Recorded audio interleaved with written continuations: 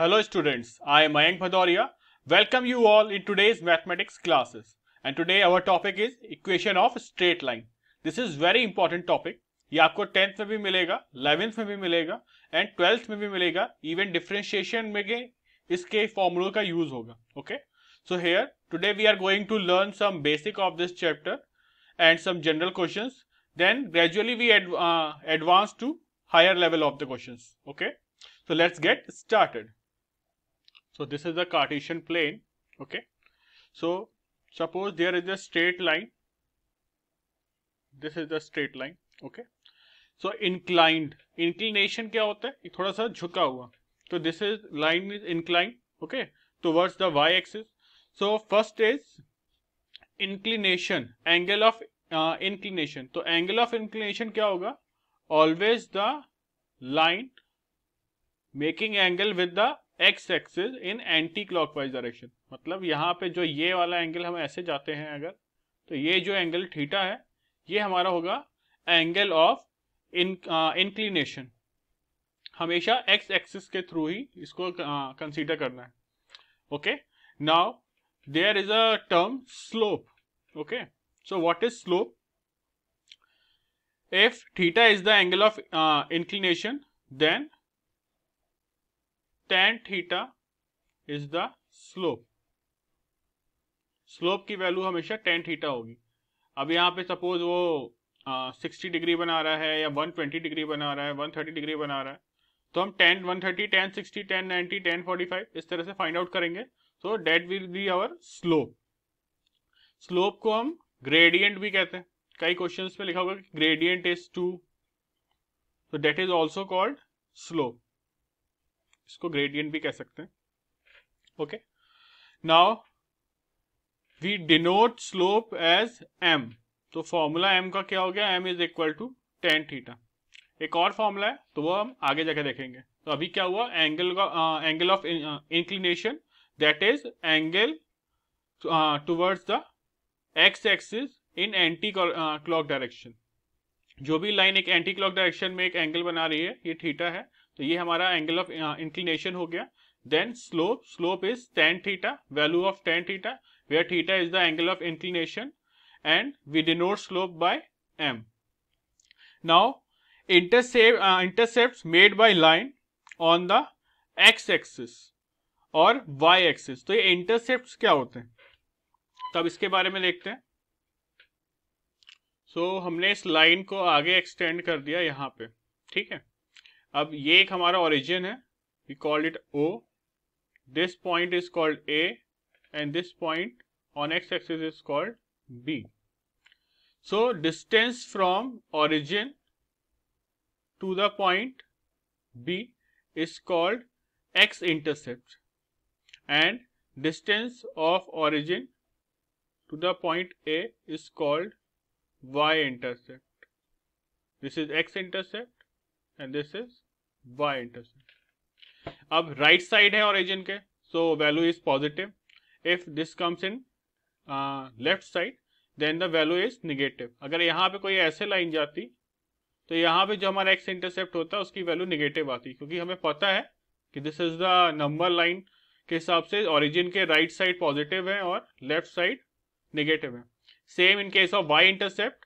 अगर ऊपर कोई नंबर आता है हमारा तो ऊपर y इंटरसेप्ट की वैल्यू पॉजिटिव रहेगी on the upper side of the origin and on the down side of the origin हमारा इंटरसेप्ट की वैल्यू निगेटिव होगी. Okay. So this is the concept of x intercept and y intercept. Now this is the Cartesian plane and suppose a line passing parallel to the x axis. Okay. So here in this case equation of the line is y is equal to a, where a is the distance between the line and the axis. ठीक है. अब suppose जो y equal to इसका concept भी समझ लो. अगर हम कोई पॉइंट यहाँ पे ड्रॉ करते हैं, अब ये पैरेलल लाइन जा रही है, तो ये y जो है यहाँ पे सपोज 3 आता है, तो x से डिस्टेंस ये 3 हुआ, यहाँ पे भी 3 है, यहाँ पे भी 3 है. It means this is the y. So y is equal to a, where a is the distance. So this is the general equation. Now suppose there is a line passing parallel to the y axis and the distance is b. So the general equation of this line passing parallel to the y-axis is x is equal to b. Parallel to the X axis के case में y equal to a and parallel to the y axis के case में x equal to b, where b is the distance between the line and the y axis. Okay, so I hope ये concept clear हो गया होगा. अब आगे देखते हैं. Now suppose a line passing through a Cartesian plane in this type. Okay, अब देखो एक कॉन्सेप्ट ये भी है कि if a line, there are three types of line. Either they are passing to parallel to the x-axis. ठीक है, जैसे ये हमारा है, अगर कोई लाइन ऐसे जा रही है x-axis में, so we called it horizontal line. And if a line passing through the parallel to the y-axis, we called it vertical line. This is horizontal, this is vertical, and a line which is neither parallel to x-axis nor parallel to y-axis, that we called a oblique line. ठीक है, तो ये एक oblique line है जो जा रही है, एक थीटा एंगल बनाती है. This is called angle of inclination, और ये y इंटरसेप्ट है हमारा c. So equation, general equation यहाँ पे क्या होगी? Equation of the line is y equal to mx plus c, where m is the slope.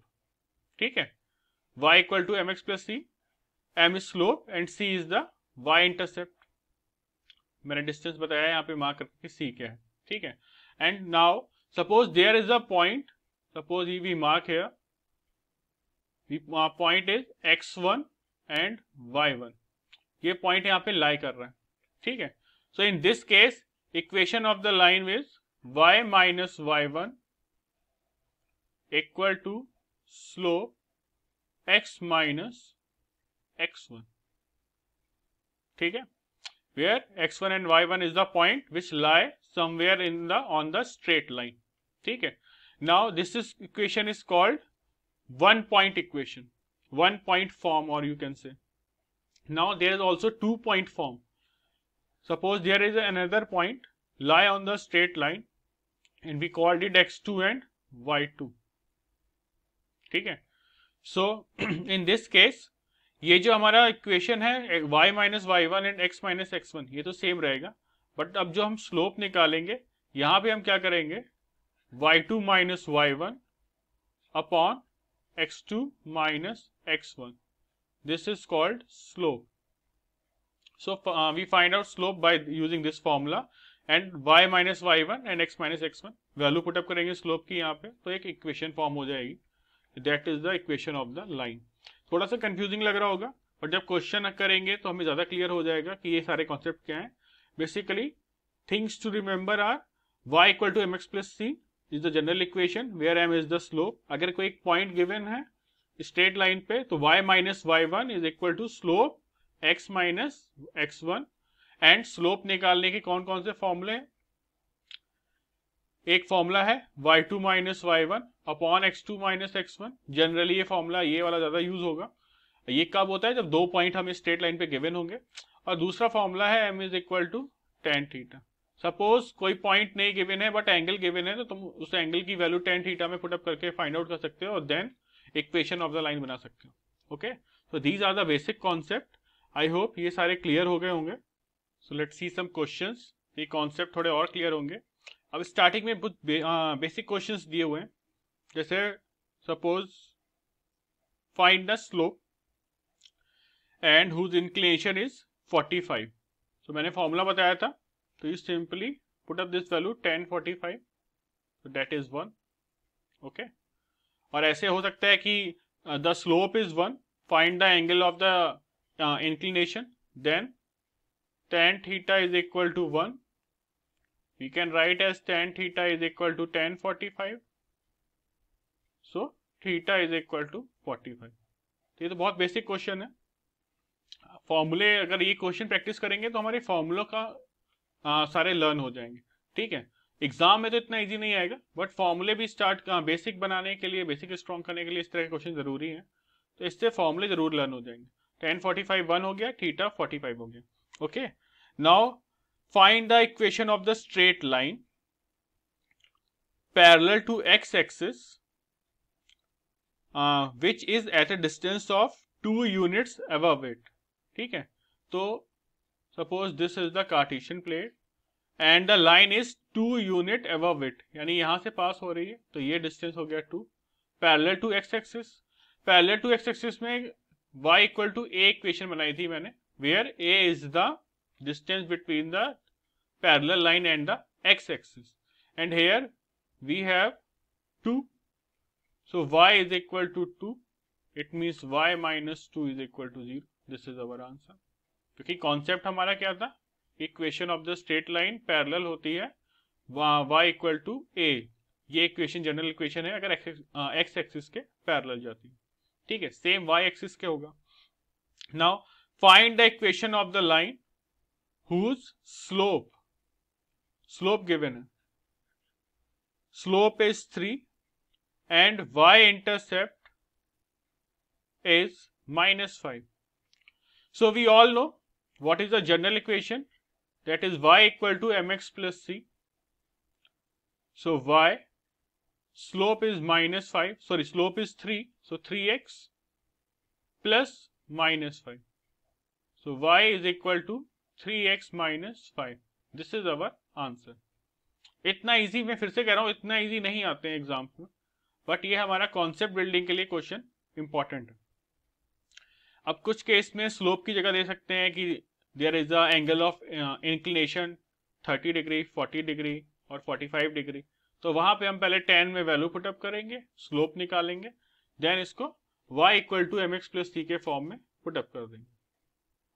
Now here we have one question, y by 2 is equal to 3x minus 6. This is the equation of the line, and there is a point a comma 2a that lies somewhere in the line, on the line. Okay, so we have to find out the value of a.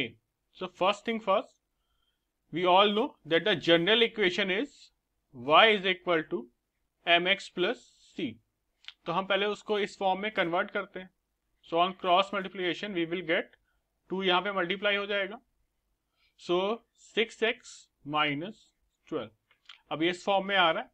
Now this point lies somewhere on this line, it means ये point इसको satisfy करेगा, तो हमारे आगे ये होता है x और ये चीज होती है हमारे y के, तो in the place of x and y we will put a and 2a, so 2a is equal to 6a minus 12.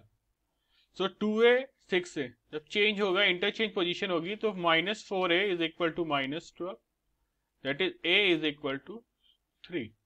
So our answer is 3. ठीक है, एक बेसिक क्वेश्चन था, हमने पहले mx प्लस c के फॉर्म में से कन्वर्ट किया एंड देन वैल्यू पुटअप करके a की वैल्यू फाइंड आउट कर ली। Now we have some question like this, that 2 points are given, find the slope.